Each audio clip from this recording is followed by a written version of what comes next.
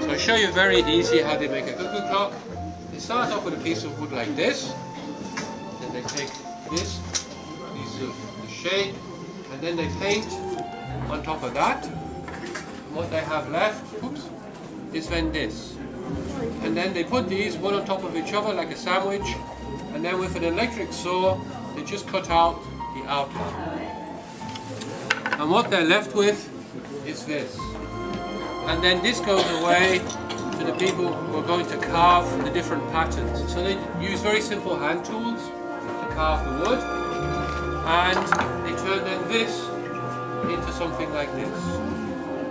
And then this little part will be attached to the cuckoo clock later on. So here's a little house for a cuckoo clock, very simple. And then we have the decoration part, and that fits in here at the front. And then on the top we have a crown, and that sits on top. And it's a very simple cuckoo clock. But there's nothing inside, so we have to put something inside our cuckoo clock. So we have two choices.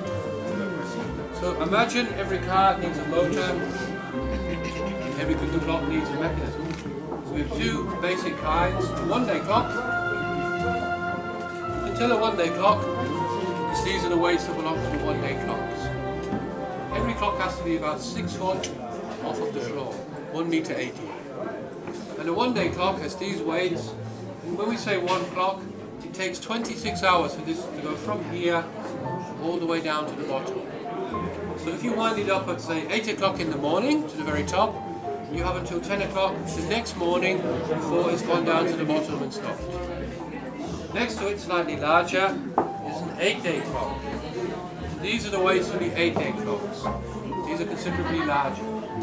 So the 8-day clock takes 8 days now for the weight to go from here all the way down on the chain.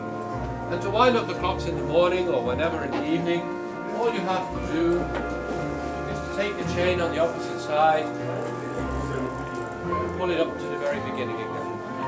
And then it takes either 8 days or 26 hours to go all the way down. They stopped painting the clocks, and instead they started to carve the decorations instead. So the first clocks that they carved looked like this, about 150 years ago. As time went on though, people became more ambitious, and the clocks changed from looking like this to eventually looking something like this here. This obviously is not a normal cuckoo clock because it's so large. It's a very special one. Most of the cuckoo clocks they've sold would be this size or a little smaller.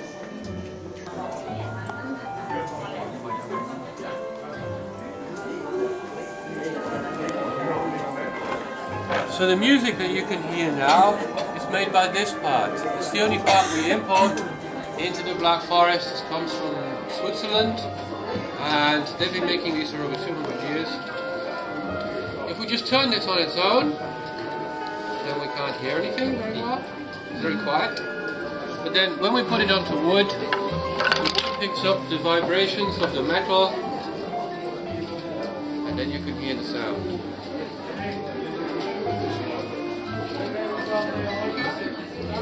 See? You couldn't hear it unless it was touching wood. But cuckoo clocks are made of wood anyway, so no need to worry. And of course we need a cuckoo bird, but we don't have a real cuckoo bird inside. Instead we have these little bellows. So here you've all seen a flute. Okay.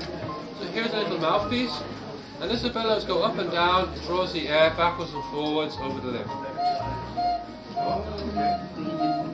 Okay, so we have two of those with slightly different sounds.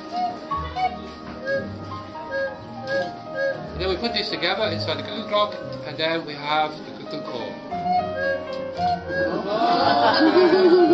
Very simple. Very simple. So these go into a large cuckoo clock where you have lots of space, and then in the medium-sized cuckoo clocks, we get a little smaller, but the pitch is getting higher. And in the little cuckoo clocks, so if these little people here were cuckoos, this is what they would sound like. What are you as a cuckoo?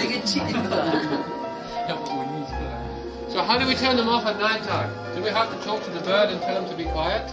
No. On the side we have a little arm. And when the arm is down, here's the cuckoo bird. They're allowed to come out.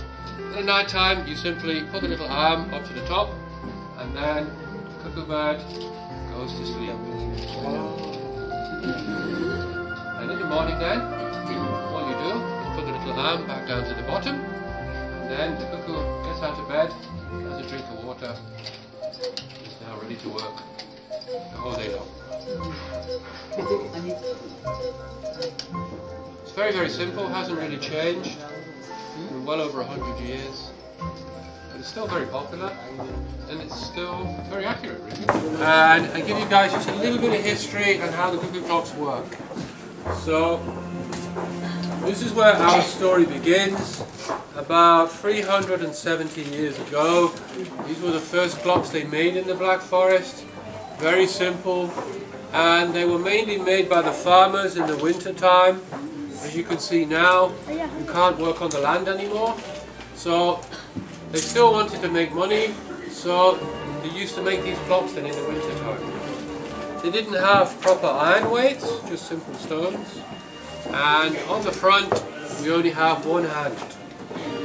You have to wind this up every 12 hours. So this is where the tradition of clock making began, here in the Black Forest. And then about 300 years ago, they started using metal parts to make a clock. And they put these into a very simple little wooden box.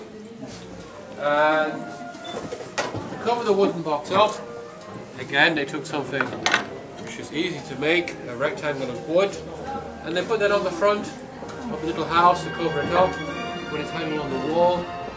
And they left this nice and large simply because they're not just going to put numbers up here, they're also going to paint a picture at the same time.